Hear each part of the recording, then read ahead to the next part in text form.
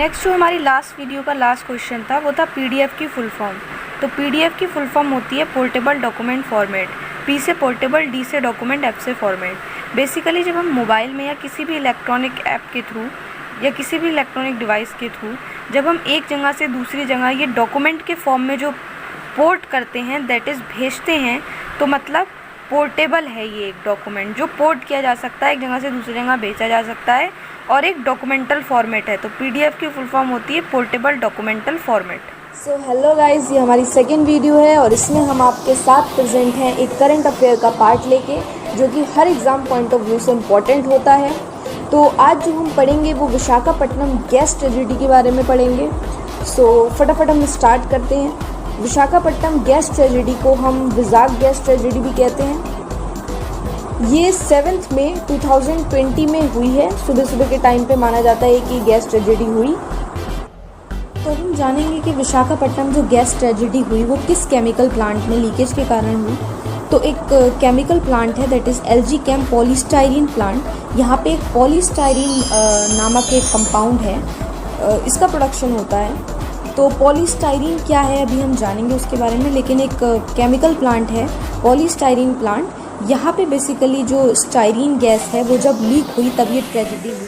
अब ये जो पॉलीस्टाइरीन प्लांट है तो ये है कहाँ, तो गोपालापट्टनम एक जगह है, वहाँ पे कहीं एक आसपास एक विलेज पड़ती है, RRV village, that is RR Venkatapuram village, एक गांव है।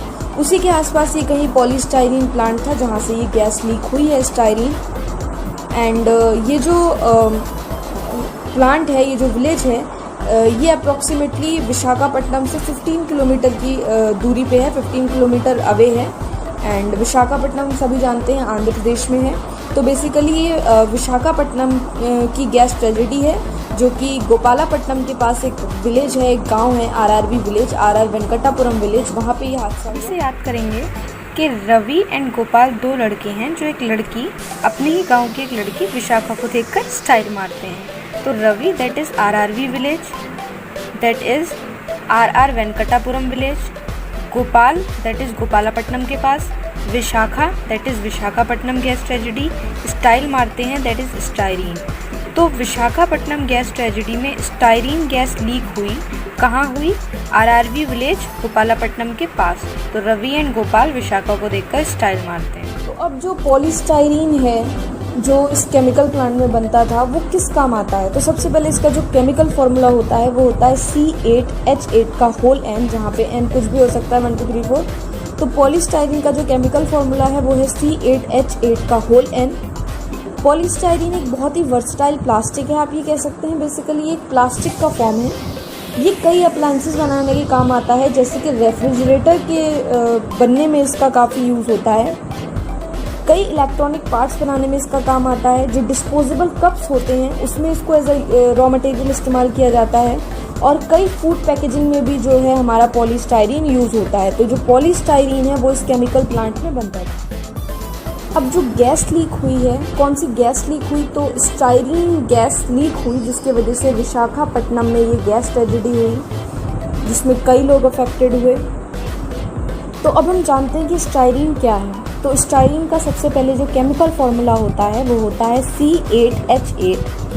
पॉलीस्टाइरीन के बनने में स्टाइरीन एक रॉ मटेरियल के तौर पर इस्तेमाल की जाती है और यही गैस लीक हो गई, जिसकी वजह से हादसा हुआ। एग्ज़ाम पॉइंट ऑफ व्यू से हमें हर चीज़ जाननी ज़रूरी है कि कौन सी गैस लीक हुई, किस काम में आती है, क्या केमिकल फार्मूला, क्योंकि एग्जाम में कुछ भी पूछ सकता है।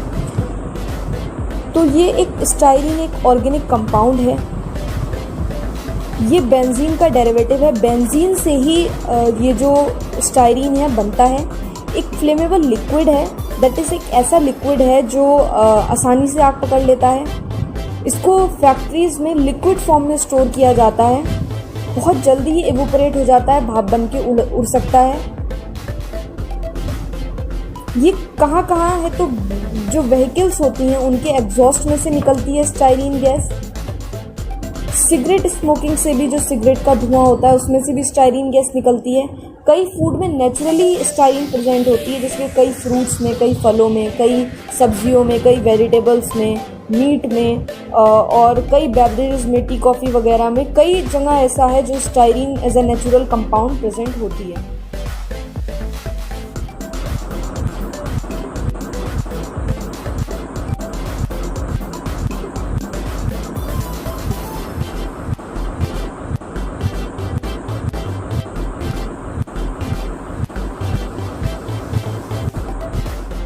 आता है what are the effects of styrene. तो स्टायरीन का क्या इफ़ेक्ट पड़ेगा, ये डिपेंड करता है कि किसी इंसान का जो एक्सपोजर है स्टायरीन से वो कितनी देर हुआ, कम हुआ या ज़्यादा हुआ, माइल्ड एक्सपोजर था या मॉडरेट था या फिर बहुत सीवियर एक्सपोजर था, बहुत ज़्यादा एक्सपोजर था, इस बेसिस पे डिपेंड करता है।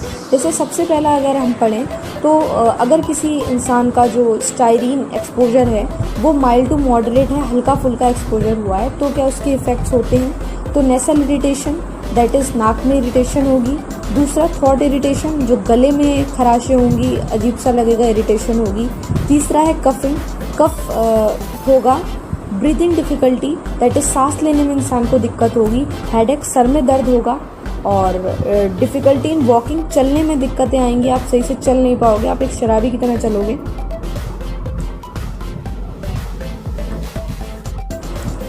एंड एट द लास्ट आपका जो रेस्पिरेटरी ट्रैक्ट इन्फेक्शन है वो हो सकता है, दैट इज़ आपका जो जहाँ आपने जो स्मेल की है उस स्टायरीन गैस को, तो जितना भी आपका रेस्पिरेटरी ट्रैक्ट है उसमें इन्फेक्शन हो सकता है। हमारा नेक्स्ट पार्ट आता है, अगर एक्सपोजर किसी का हाई अमाउंट में हो जाता है स्टायरीन से तो क्या होगा। तो पहला सिम्टम्स है, इसमें भी कई सारे सिम्टम्स आते हैं और symptoms person to person vary कर सकते हैं। जैसे पहला सिम्टम आपकी स्किन में इरिटेशन होगा, स्किन में बहुत खुजली टाइप्स होगी। दूसरा डर्मेटाइटिस, दैट इज़ वही स्किन का इन्फ्लेमेशन होगा। थर्ड, इंसान कोमा में भी जा सकता है। फोर्थ, चेस्ट स्वेलिंग, आपका जो सीने में सूजन आ जाएगी।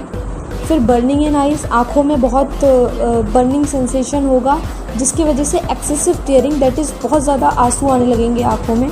एंड वही डिफ़िकल्टी इन वॉकिंग, बिल्कुल चला नहीं जाएगा, शराबी जैसा अपीयरेंस। नेक्स्ट पार्ट आता है ट्रीटमेंट। अगर किसी को एक्सपोजर हो गया है तो हम उसे कैसे ट्रीट करेंगे। तो ऐसे कोई ड्रग अभी तक ऐसी अवेलेबल नहीं है जिसको खाते ही हमारा जो स्टायरीन्स के साइड इफ़ेक्ट हैं वो ठीक हो जाएं, बट फिर भी कुछ मेजर्स हैं जो हम ले सकते हैं। जैसे कि सबसे पहले तो हम remove that person from that affected area.